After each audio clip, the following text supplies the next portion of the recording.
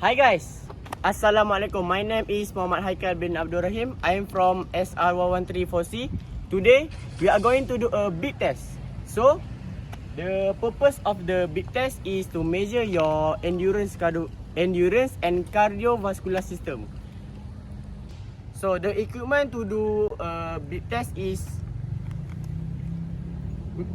cone and measure tape to measure 20 meters. Let's go. Step 1. Marks the cone.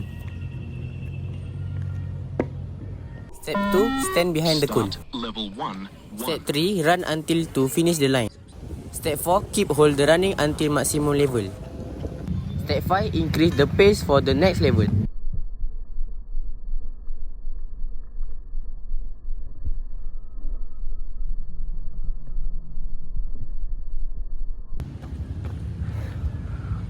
That's all from me, Muhammad Haikal bin Abdul Rahim. See you guys.